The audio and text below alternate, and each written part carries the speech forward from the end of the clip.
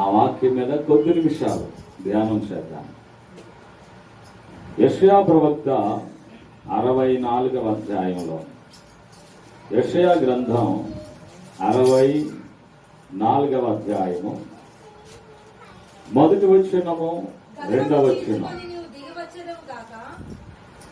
గగనము చీల్చుకొని నీవు దిగి వచ్చేదవుగాక, నీ సన్నిధిని పర్వతములు తత్తరిల్లును గాక, నీ శత్రువులకు నీ నామమును తెలియజేయుటకై అగ్ని గచ్చ పొదలను కాల్చు రీతిగాను, అగ్ని నేలను పొంగజేయు రీతిగాను నీవు దిగి వచ్చేదవుగాక. దేవునికి మహిమ కలుగును. అందరూ చెప్తా హల్లెలూయా.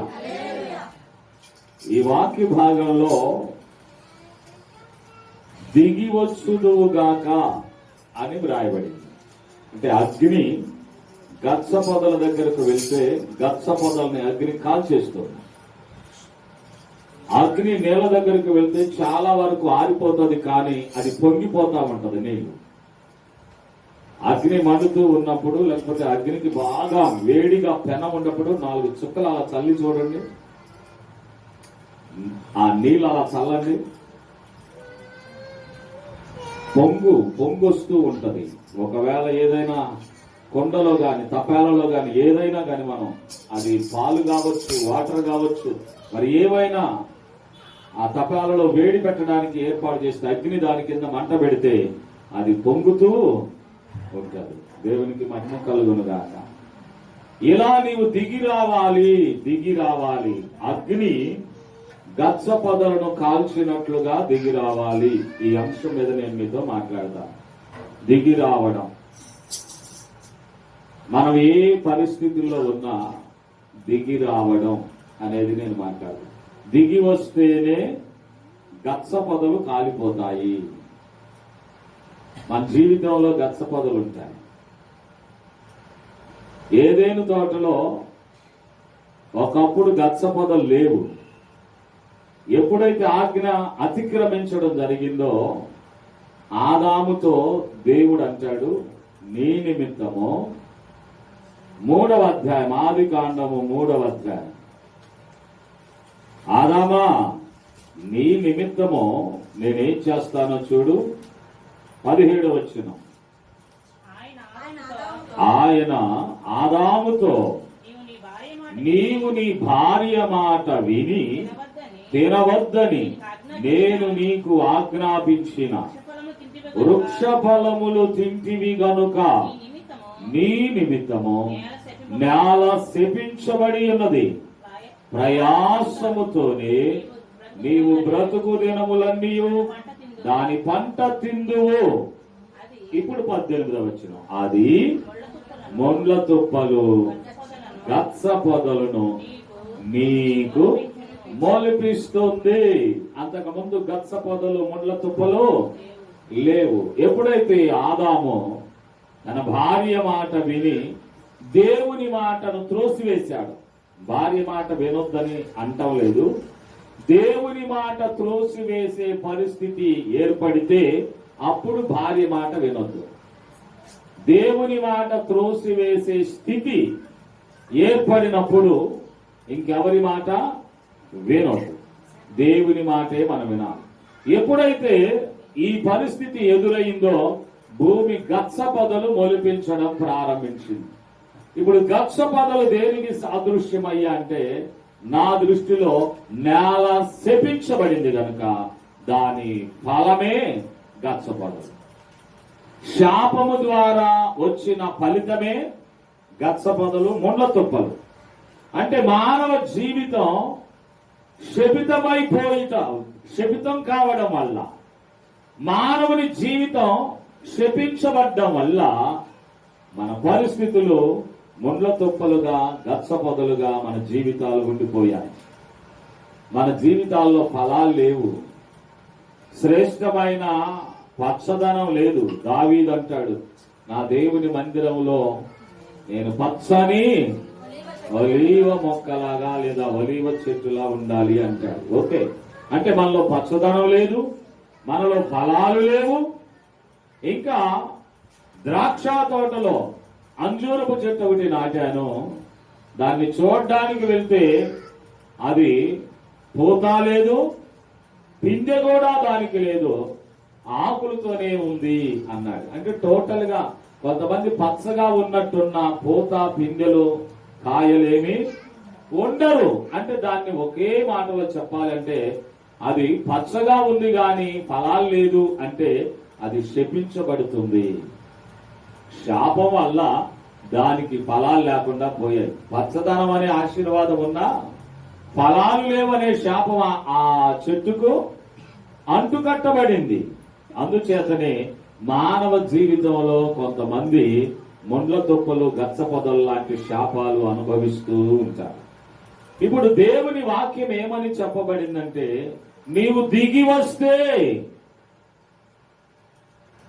అగ్ని గచ్చ పొదలను కాల్చినట్లుగా నీవు దిగి రావాలి.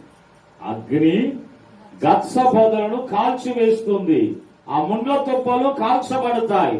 ఆ తర్వాత నీకు శ్రేష్టమైన పంట ఆ భూమిలో నుంచి నువ్వు పండించవచ్చు. గచ్చ పొదలు, ముండ్ల తుప్పలు ఉంటే వాటిని మనం ఆ స్థలంలో మనం పంట శ్రేష్టమైనది పండించలేం. ఒకవేళ ముళ్ళ తుప్పలుంటే ఏ చెట్టు అన్నా వేయాలంటే ముళ్ళ తుప్పలు ఎదిగే వాటిని అణిచి వేస్తాయని యేసు ప్రభు వారి ఉపమానాల్లో ఉన్నాయి. కాబట్టి ముళ్ళ తుప్పలు, గచ్చ పొదలు మనల్ని ఆశీర్వాదానికి నడిపించేవి కాదు, ఆత్మీయంగా బలపరిచేవి కాదండి. కాబట్టి యేసు ప్రభు వారు అంటున్నాడు, రాళ్ళు ఏరేయండి, ఆ భూమిలో ముండ్ల తుప్పలుంటే ఏరేయండి, శుభ్రంగా నేలను సేద్యం చేయండి. ఓకే, దేవునికి స్తోత్రం.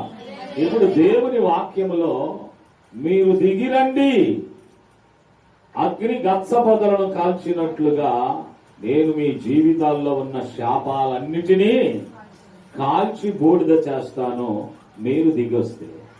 ఇది నా ఉద్దేశం. ఈరోజు నేను మీతో మాట్లాడాలనుకున్న ఒక చిన్న అంశం.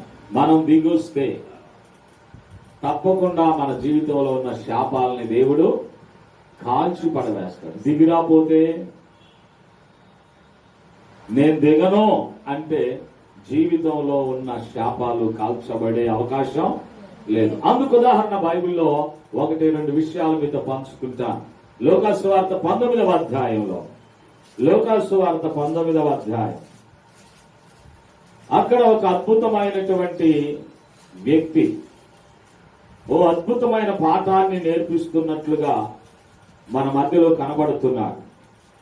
చూద్దాం రండి, మొదటి వచనము నుంచి. ఆయన సంచరించుచు ఎరుకో పట్టణమునకు, ఆ పట్టణములో ప్రవేశించాడు. ఆ పట్టణము గుండా పోవచ్చు ఉన్నాడు. ఇదిగో సుంకపు గుత్తదారుడును ధనవంతుడునైన జక్కయ్య అను పేరు గల ఒకడు యేసు ఎవరో అని చూడగోరెను. కాని కొట్టివాడైనందున జనులు గుంపు కూడి ఉండుట వలన చూడలేకపోయాడు. అప్పుడు యేసు ఆ త్రోవన రానయ్యుండెను గనుక అతడు ముందుగా పరిగెత్తి ఆయనను చూడ్డానికి ఒక వేడు చెట్టు ఎక్కాడు. సొంత ప్రయత్నం ఇది. పొట్టివాడని అవటం వల్ల నాకు కనబడ్డం లేదు. దేవుడు కళ్ళు పెట్టింది చూడ్డానికి, కానీ మనకు తెలియని కళ్ళు ఇంకోటి ఉన్నాయి. మనోనేత్రాలు అనేవి ఉన్నాయి. మనకు అంతరంగా పురుషుడు ఉన్నాడు, ఆంతర్య నేత్రాలు ఉన్నాయి. ఆ నేత్రాలతో దేవుణ్ణి మనం స్పష్టంగా చూడొచ్చు. కానీ ఇప్పుడు బాహ్యంగా ఆయన రూపాన్ని చూడాలి, ఆయన పరిస్థితిని చూడాలి, ఆయన ఎలా ఉంటాడో చూడాలి, ఆయన కళ్ళారా చూడాలి అని ఆశతో ఉన్నాడు. ఎందుకు కలిగిందయ్యా ఆశ అంటే, ఆయన గురించి చాలా గొప్పగా విన్నాడు. అందరిలాంటి వాడు కాదు, లంచగొండి కాదు, మోసగాడు కాదు, అందరినీ ఆదరిస్తాడు, అందరినీ ప్రేమిస్తాడు, దుర్మార్గులను కూడా ప్రేమిస్తాడు, శత్రువులను కూడా ప్రేమిస్తాడు. ఆయన ప్రేమ కలిగిన వాడు, ఆకలి కొంటే ఆహారం పెట్టి ఆదరిస్తాడు. బలహీనులుగా ఉంటే బలపరిచి పంపిస్తాడు. రోగంతో ఉంటే బాగు చేసి పంపిస్తాడు. అవసరమై చావు బ్రతుకుల్లో ఉన్న మనకు మంచి నూతన జీవితం, నూతన బ్రతుకునిచ్చి మన జీవితాన్ని తెల్లార్చి ఆశీర్వాదకరంగా మారుస్తాడనే గొప్ప గొప్ప విషయాలు ఆయన గురించి వినటం వల్ల చూడాలి ఆయన్ని అనిపించింది. అన్న ఈ వ్యక్తి పొట్టివాడిని కదా, చూడలేని ఆలోచన వచ్చింది. రెండవది, జనం ఇంతమందిలో నేను ఆయన ఎలా చూడగలను? ఇంతమంది ఆయన చుట్టూ ఉన్నారు, ఆయన చూడడం నా వల్ల అయ్యే పని కాదు. సొంత ప్రయత్నం ఒకటి చేశాడు. ఆలోచన, మంచి ఆలోచన పరుడు అన్నమాట. ఎందుకంటే సంపాదించడం ఎలా బాగా బ్రెయిన్ పెట్టి సంపాదించాడు. గవర్నమెంట్ వారు 100 రూపాయలు ట్యాక్స్ వసూలు చేయరా ఇంటికి అని చెప్తే 400 వసూలు చేస్తారు. మరి ఎందుకంటే ఈ ఉద్యోగం ఉండేది మహా అంటే కొన్ని సంవత్సరాలు, తర్వాత రిటైర్డ్ అవుతాను. ఈ లోపే ఏదో కాస్త కూస్తో వెనకేసుకోవాలి, అంతే కదా. వెనకేసుకున్న తర్వాత రిటైర్మెంట్ అయితే ఆ తర్వాత శుభ్రంగా వెనకున్నాయన్ని ముందుకు తెచ్చుకొని జీవితాన్ని సంతోషంగా అదే అన్నమాట విషయం. దేవునికి మహిమ కలుగుగా. బాగా మంచి టాలెంటెడ్ పర్సన్ ఇతను. సుంకపు గుత్తాదారుడంట, సుంకం వసూలు చేసేవాడు. సరే, ఈ వ్యక్తికి ఒక మంచి ఆలోచన వచ్చింది. ఏంటి ఆలోచన అంటే, యేసయ్యను సులువుగా చూడాలంటే నేను యేసయ్య కంటే ఎత్తులో ఉండాలి. యేసయ్య భూమి మీద ఉంటే నేను చెట్టు మీదకి ఎక్కాలి, అప్పుడు ఆయన తేలిగ్గా నేను చూడొచ్చు అనుకున్నాడు. మేడి చెట్టు చూసుకొని మేడి చెట్టు ఎక్కాడు. మేడి చెట్టు అంటే మీకు తెలియని వాళ్ళు ఎవరు లేరు. మనం చిన్నప్పుడు చదువుకునేటప్పుడు ఆ మేడి పండును గురించి ఒక పాట ఉంటది. మేడి పండు చూడు మేలి మహియుండు, దాని పొట్ట విప్పి చూస్తే పొరుగు. అంటే అయ్యగారు చూడడానికి డబ్బు సంపాదించి బాగా నున్నంగా ఎర్రగా బుర్రగా ఉన్నాడేమో చూడడానికి, కానీ ఆడి పొట్ట నిండా కుళ్ళే. ఆడి అంతరంగం అంతా ద్వేషమే, అంతరంగం అంతా స్వార్థమే, అంతరంగం అంతా అసూయ, కక్ష, ఈర్ష్య ఇవన్నీ ఉండుంటాయి. పొట్టిపితే పురుగులు అంటే అవేగా. అంటే కోరుకున్నాడు ఈ మేడి చెట్టు ఎక్కాలని. యేసయ్యకి తెలుసు నీ బ్రతుకు కూడా అలానే ఉన్నాడు. రైతుల జక్కయ్య ఎన్నుకొని హడావుడిగా వెళ్లి మేడి చెట్టు ఎక్కి కూర్చున్నాడు. యేసయ్య ఖచ్చితంగా ఇటు వస్తాడు, నేను అందరికంటే తేలిగ్గా ఇవన్నీ చూస్తాను. ఆయన్ని చూడడానికి హడావుడి ఎందుకు? ఆయన్ని చూడడానికి అందరినీ నెట్టేసుకుంటూ వెళ్లాల్సిన పనేముంది? ప్రశాంతంగా పైనకి కూర్చుంటే ఈ దారిన రాకపోడు, నా కంట పడక పోడు, ప్రశాంతంగా చూస్తాను. అందుకే అంటారు పొట్టోళ్ళకి జిత్తులు ఎక్కువ. నాలంటూ నేను కూడా పొట్టోడిని. అంటూ పొట్టోళ్ళకి ఏమి ఎక్కువ అంట? జిట్టు కాదు, జిత్తులు ఎక్కువ. ప్రైజ్ ది లార్డ్, హల్లెలూయా. ఈ పొట్టివాడు మంచి తెలివితేటలతో ఆ చెట్టు మీద కూర్చున్నాడు. యేసు ప్రభు వచ్చాడు, ఆ దారిలో వచ్చాడు. ఆయన ఆ ఊరు వచ్చింది ఆడి కోసం. ఎవరి కోసం? ఈ పొట్టోడి కోసం. అందరూ అనుకుంటారు పొడుగ్గా ఉన్న వాళ్ళకే ప్రభు అవసరమేమనుకుంటారు, కానీ బైబిల్లో చెప్తుంది పొట్టోళ్ళు కూడా ప్రభువు కావాలి. కరోనా అనే ఒక వ్యాధి ఉంది ఈ మధ్య కాలంలో. మీకు విషయం తెలుసా? కరోనా ఎవరిని ఎక్కువ ఇష్టపడుతుందంటే పొట్టోళ్ళు. నేనంట పొట్టోళ్ళు అంటే కరోనాకు చాలా ప్రేమ. అంటే నన్ను ప్రేమిస్తుంది కరోనా. రైతులా పొద్దున ఎప్పుడు పేపర్లో చూశాను, పొట్టి వారి మీదకు తొందరగా ఆకర్షించుకుంటుందని. కాస్త పొడుగ్గా ఉన్నప్పుడు కొద్దిగా లేటుగా రావటం మాత్రం ఖాయం, కానీ కొద్దిగా లేటుగా. అందుకని కొంచెం పెరగండి. పెరుగుతారా? స్కిప్పింగో మరి ఏదో చేసి కాస్త ఒక 2 అంగుళాలు పెరిగితే ఉన్నదానికంటే 2 అంగుళాలు వచ్చే వారానికల్లా ట్రై చేయండి. ఒక 2 అంగుళాలు. ఏంది నవ్వుతారు? కరగరా? అందుకే బైబిల్ అందు మీరు చింతించడం వలన మోరడెత్తు పెరగాలేరు, తరగాలేరు. ఒకడెవడో మోరడెత్తి పెరగాలని కాళ్ళకి సర్జరీ చేశాడండి ఈ మధ్య. కాస్త హైట్ పెరగాలని, కొంచెం హైట్ గా ఉండాలని వాడు సర్జరీ చేయించుకున్నాడు కాళ్ళకి. ఏదో ఇనప స్టీల్ రాడ్లు లోపల వేయించి కాస్త చిప్పలు, మోకాళ్ళ దగ్గర చిప్పలు పెట్టించి హైట్ లేచాడు 2 అంగుళాలు లెగవాలని. తీరా వాడు మంచానికే పరిమితం అయిపోయాడు. వాడి మీద డాక్టర్ మీద కేసేశారు. అదంతా పెద్ద రాద్ధాంతమైంది హైదరాబాద్ లో. అందుచేత దేవుని మాటకు మనం ఏ ప్లాను అంటగట్టాలని చూసినా మంచానికే పరిమితం అవుతాం. కాబట్టి దేవుడు అన్నాడు, నువ్వు మోరడెత్తు పెరగాలేవు, మోరడెత్తు తరగాలేవు. ఒకవేళ తరగించాలంటే వికలాంగుడు అవ్వాలి, అంతే కదా. మోరడెత్తు తగ్గాలి. సరే, ఈ కాళ్ళు తీసేస్తే కొంచెం తగ్గుతాడు, కాళ్ళు తీసేస్తే కుంటోడు అవుతాడు, వికలాంగుడు అవుతాడు. అందుచేత దేవుని వాక్యం అంటుంది, పొట్టివాడికి కూడా నా అవసరం ఉంది, పొడుగ్గా ఉన్నవాడికి కూడా నా అవసరం ఉంది. పొడుగోడు 6 మూరల జానడు ఉన్నాడు ఒకడు. ఏ పేరు అతని పేరు? 6 మూరల జానడు. 6 మూరల జానడు గొల్యాతు సూర్యుడు. ఎవరు ఆయన? గొల్యాతు. గొల్యాతు కూడా యేసై కావాలి. ఎందుకో తెలుసా?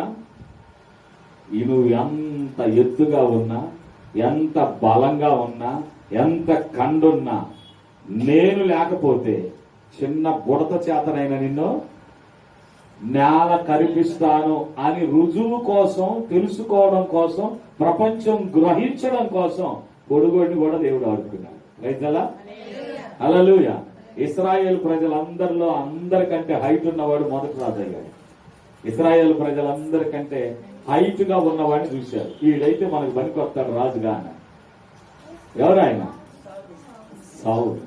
అందరిలో కొంచెం తల నుండి పైకి ఉంటాడు అనమాట, హైట్ కనబడతాడు. మనం నడుస్తూ ఉంటే దాక్కునే పని లేదు, హాయిగా అది కాదు ఇది కాదు సౌలు అనొచ్చు. హైట్ గా ఉంటాడు. హైట్ వాళ్ళు కావాలి ఆయనకి, పొట్టివాడు కావాలి. దేవునికి స్తోత్రం. ఈ పొట్టివాడు మేడి చెట్టు ఎక్కాడు. మేడి చెట్టు ఎక్కిన తర్వాత ప్రభువారు అనుకున్నాడు, సరైన చెట్టు ఎంచుకున్నావురా అని. ఎందుకు అనుకుని ఉంటాడు?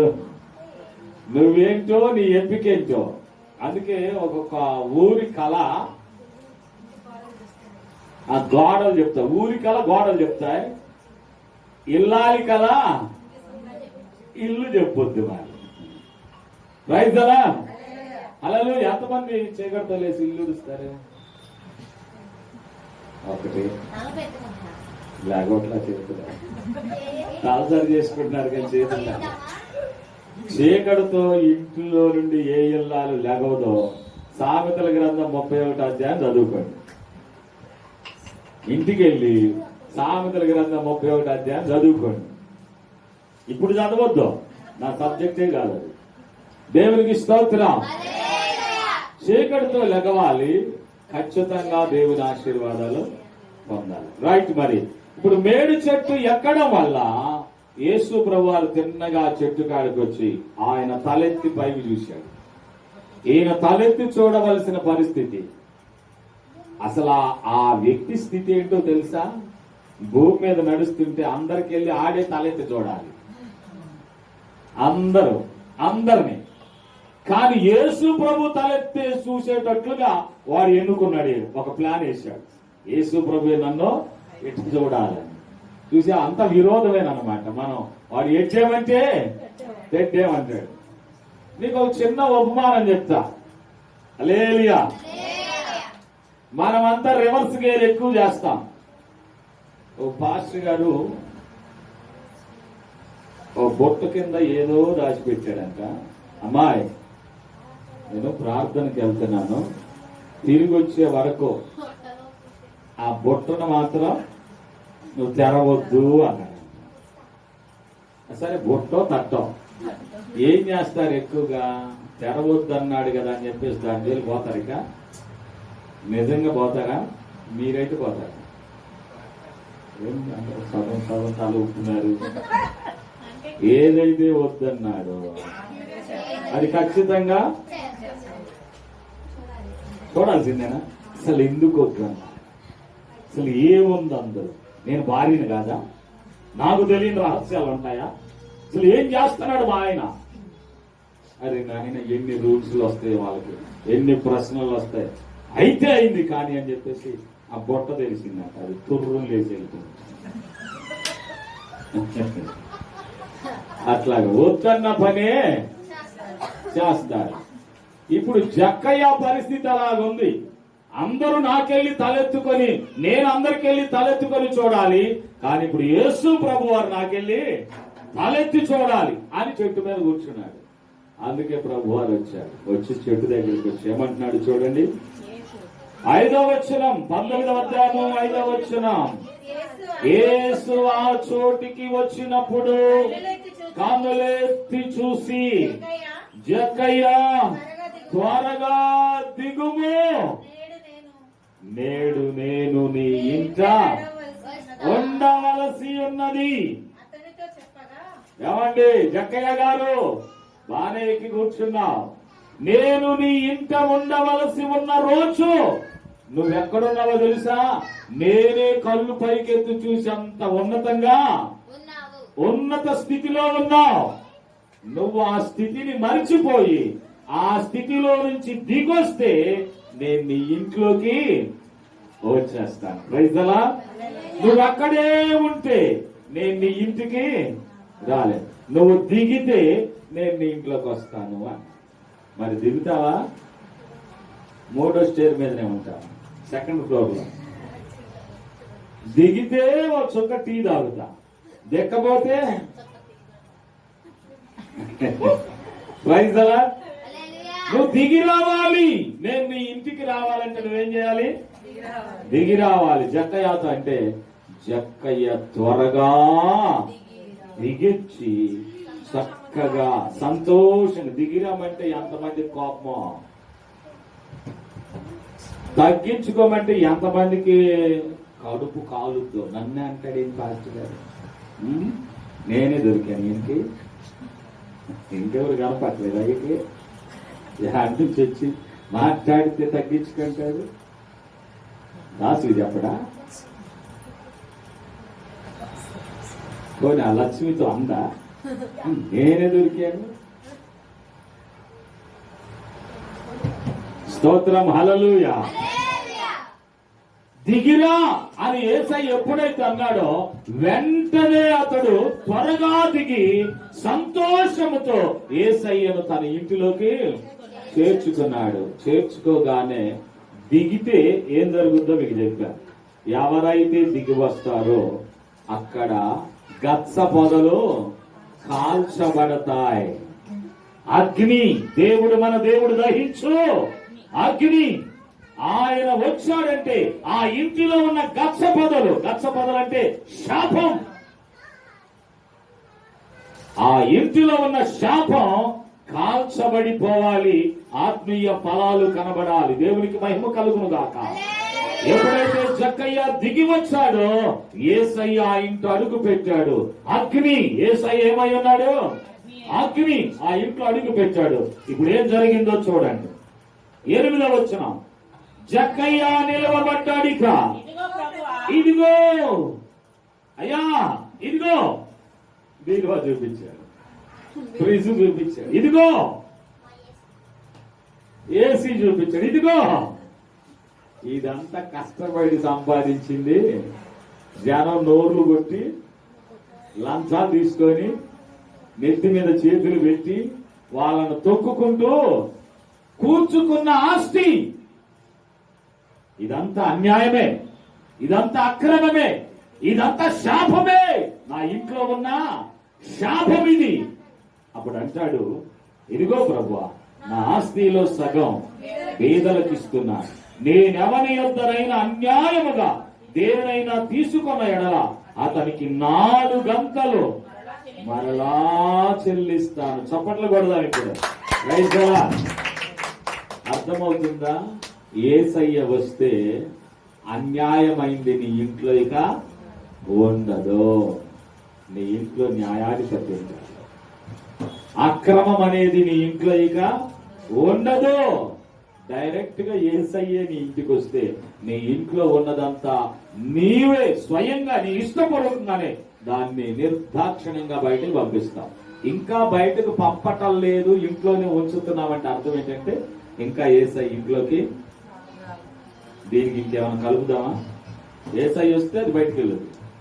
లైట్ వేసాను రూమ్ లోకి రాగానే, అప్పుడు దాకా చీకటి ఉంది, లైట్ వేయగానే చీకటి బయటకు వెళ్ళిపోయింది, ఇక్కడ వెలుతురుండిపోయింది.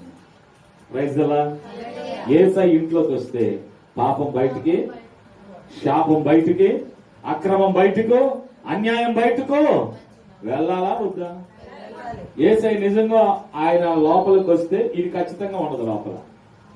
ఎందుకంటే కీర్తనాకారుడు అంటాడు, నీతిమంతుల సభలో, అవును కదా, నీతిమంతులు ఉన్న చోట పాపులకు చోటు ఉండదు.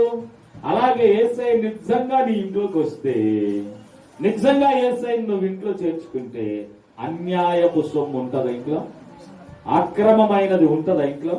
సరే వాటిని పక్కన పెడదాం. శాపగ్రస్తమైంది ఉంటదా? పాప భూయిష్టమైంది ఉంటదా? ఖచ్చితంగా అది బయటకు వెళ్ళిపోతుంది. దేవునికి మహిమ కలుగునుగాక. దేవుడు దిగి వస్తే గచ్చ పొదలు కాలిపోతాయి. మన ఇళ్లలో ఉన్న శాపం కాలిపోతుంది. అలాగే నువ్వు దిగి వస్తే నీ ఇంటిలో ఉన్న శాపం కాలి బూడిదైపోతుంది. దేవునికి ఇష్టడుగాను జీవిస్తాం. దేవునికి స్తోత్రం. రెండో విషయం చెప్తా, మనం దిగి వస్తే రెండో విషయం యోనా గ్రంథంలోనికి వెళ్దాం. యోనా గ్రంథం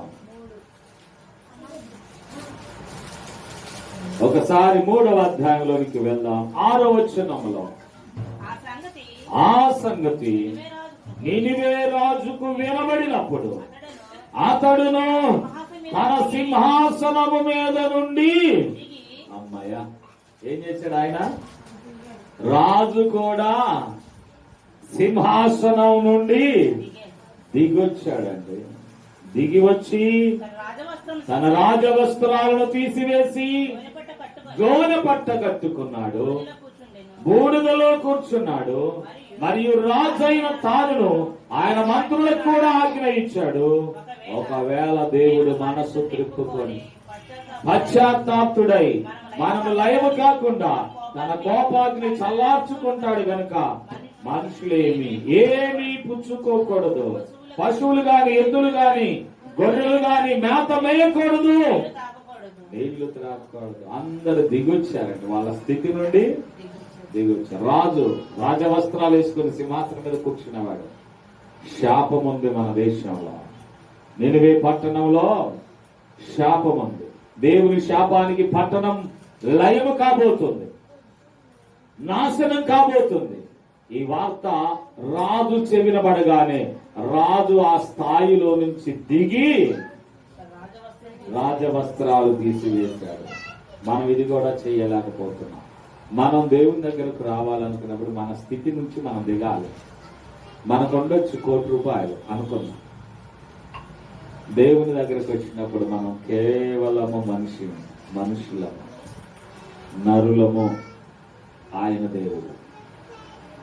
ప్రసంగి గ్రంథం 5వ అధ్యాయంలో దేవుడు అంటాడు, నీవు దేవుని సన్నిధికి వెళ్తున్నావు కదా, నీ ప్రవర్తన జాగ్రత్తగా చూసుకో. బుద్ధిహీనులు అర్పించినట్లుగా బలి అర్పించడం కంటే సమీపించి ఆలకించడం శ్రేష్టం. వారు తెలియక దుర్మార్గపు పనులు చేస్తున్నారు. నీవు దేవుని సన్నిధిని అనాలోచనగా పలుకుటకు నీ హృదయమును త్వరపడనీయక నీ నోటిని కాచుకోము. దేవుడు ఆకాశం అందున్నాడు, నీవు భూమి మీద ఉన్నావు, కావున నీ మాటలు, అంతేనండి. దేవుడు ఆకాశం అందున్నాడు, మనం ఎక్కడున్నాం? ఎంత కుబేర్లమైనా. Praise the lord. మన మాటలు ఎలా ఉండాలి? చాలా జాగ్రత్తగా, కొద్ది మాట్లాడాలి. బుద్ధిమంతుడు అంట క్లుప్తంగా మాట్లాడతాడంట. బుద్ధిమంతుడు క్లుప్తంగా మాట్లాడతాడు, తక్కువగా మాట్లాడతాడు. బుద్ధిహీనుడు విస్తారంగా మాట్లాడతాడు. విస్తారమైన మాటల్లో దోషం ఖచ్చితంగా బయటపడు. విస్తారమైన మాటలు మాట్లాడకుండా దావీదు ఏమన్నాడు? నా నోటికి చిక్క పెట్టుకుందాం. ఓకే, ఆ విషయం తర్వాత. మనం ఏ స్థితిలో ఉన్నా, ఏ స్థాయిలో ఉన్నా, ఇది దేవుని సన్నిధి అనుకున్నప్పుడు మనము దిగి రావాలి. ఆ స్థితిలో నుంచి దిగి రావాలి. దిగొస్తే ఏమవుతుందంటే మన కుటుంబాల మీద ఉన్న శాపమంతా కొట్టివేయబడుతుంది, కాల్చివేయబడుతుంది. మనం మంచి ఫలభరితమైన ఫ్రూట్స్, మన జీవితంలో మంచి ఫలాలు ఫలిస్తాం. దేవుడు అంటాడు, నాలో ఫలించకపోతే నిన్ను కాల్చి పడేస్తాను. చూడండి, యోహాను సువార్త 15వ అధ్యాయంలో మాట ఉంది. యోహాను సువార్త 15వ అధ్యాయం. నాలో ఫలించని ప్రతి తీగను, 2వ వచనం, నాలో ఫలించని ప్రతి తీగను, అమ్మా 15వ అధ్యాయం 2వ వచనంలో ముందుగా, నాలో ఫలించని ప్రతి తీగ తీసి ఫలించు ప్రతి తీగ మరెక్కువగా ఫలించాలని దానిలోని పనికిరాని తీగలను తీసివేస్తాడు. ఇప్పుడు చూద్దాం 6వ వచనం. ఎవడైనను నా యందు నిలిచి ఉండని ఎడల వాడు తీగవలే బయట పారవేయబడి ఎండిపోతాడు. మనుషులు అట్టి వాటిని పోగు చేసి అగ్నిలో పారవేస్తారు, అవి కాల్చబడిపోతాయి. ఏమండి, మనం కాల్చబడిపోతాం. దేవుడు ఫలించాలి అని కోరుకుంటున్నాడు. మనం ఫలిస్తామా, కాల్చబడదామా? వైజలా ఏం కాల్చబడాలి? మన ఫలాలు కాల్చబడకూడదు, మన ఆశీర్వాదాలు కాల్చబడకూడదు, మన దీవెనలు కాల్చబడకూడదు, మన ఇంట్లో ఉన్న సమాధానం కాలిపోకూడదు, మన ఇంట్లో ఉన్న ప్రేమ అనురాగాలు కాలిపోకూడదు, మనలో ఉన్న అభిమానాలు ఆదరాభిమానాలు కాలిపోకూడదు. కాలిపోవలసింది ఏంటది? మన ఇళ్లలో ఉన్న శాపం, మన ఇళ్లలో ఉన్న అన్యాయం, మన ఇళ్లలో ఉన్న అక్రమం, మన ఇళ్లలో ఉన్న లోక సంబంధమైన వాతావరణం కాల్చబడాలి. ప్రేమ కాలిపోతే, సమాధానం కాలిపోతే జాగ్రత్తగా. నిప్పు 2 రకాల ఉపయోగపడుతుంది. కొంత చెత్తను కాల్చడానికి వాడొచ్చు, ఆహారం వండుకోవడానికి కూడా అదే నిప్పుని వాడుకోవచ్చు. వాడుకునే విధానం మన ప్రభువైన యేసుక్రీస్తు మనలో ఉన్న చెత్తను కాలుస్తాను అన్నాడు. నువ్వేమో చేతులార దీవెనలు కాల్చేసుకుంటున్నావు, ఆశీర్వాదాలు కాల్చేసుకుంటున్నావు, సమాధానాన్ని కాల్చేసుకుంటున్నావు, ప్రేమానుభూతులను కాల్చేసుకుంటున్నావు. కారణం ఏంటంటే ఫలించలేని తత్వం. ఆ తీగలో నుంచి, ఆ మొద్దులో నుంచి ఆ నీటి ఓటను తీసుకుంటున్నాం, కానీ ఫలించలేకపోతున్నాం. అందుకే ప్రభువారు, నేను జాగ్రత్తగా నిన్ను దీవించాలి అంటే నీవు దిగిరా. ఫస్ట్ నువ్వే స్థితిలో ఉన్నావో ఆ స్థితిలో నుంచి నువ్వు దిగి వస్తే నీ ఇంట్లో ఉన్న శాపాన్ని కాల్చి ఆశీర్వాద ఫలాలు నీకు అందిస్తాను. చూడండి, జక్కయ్య దిగి వచ్చాడు. జక్కయ్య ఇంటిలో ఉన్న శాపగ్రస్తమైన వాటన్నిటిని కాల్చివేసి ఆశీర్వాద ఫలాలు ఇచ్చి అంటాడు, ఇతడు కూడా అబ్రహాము కుమారుడు, ఎందుకంటే నేడి ఇంటికి రక్షణ ఫలం వచ్చింది. హల్లెలూయా, హల్లెలూయా. నినివే పట్టణస్థులు కూడా వారు పశ్చాత్తాపడి వారి స్థాయిని దిగొచ్చి వారందరూ బూడిదలో కూర్చొని ఉపవాసాలు ప్రకటించి అన్నపానాలు మానుకొని దేవునికి మొరపెట్టినందువల్ల వారి మీదకొచ్చే శాపం దేవుడు తప్పించి వారిని క్షమించి వారికి మరలా పునర్జన్మను అందచేస్తాడు. దేవునికి స్తోత్రం, హల్లెలూయా. దేవుడు దిగి వచ్చి మనలను ఆశీర్వదించాలనుకున్నప్పుడు నువ్వెంత నేనంతండి దిగిరాటానికి? దేవుడి ఆకాశం నుంచి భూలోకానికి దిగి వచ్చాడు మన పాపాన్ని, శాపాన్ని కొట్టివేయాలని. నువ్వెక్కడుంటే అక్కడికి, నువ్వు చెట్టు దగ్గరుంటే చెట్టు దగ్గరకు వస్తున్నాడు, పడవ దగ్గరుంటే పడవ దగ్గరకు వస్తున్నాడు, ఇంటిలో జ్వరంతో బాధపడుతుంటే ఇంటిలోకి వస్తా ఉన్నాడు, సముద్రంలో నువ్వు మునిగిపోతా ఉంటే సముద్రం దగ్గరకు వస్తా ఉన్నాడు. నువ్వెక్కడుంటే అక్కడికి ఆయన తగ్గించుకొని దిగొస్తే మనం ఏ స్థితిని ఉన్నామండి? యేసయ్య కంటే గొప్ప స్థితిలో ఉన్నామా? మనం ఉన్న స్థితిని దిగి వస్తే దేవుడు తప్పకుండా మనకు ఆశీర్వాదాలు ఇస్తాడు. దేవుడు తప్పకుండా మనల్ని దీవిస్తాడు. దేవుడు తప్పకుండా మనలో ఉన్న చెత్తంతా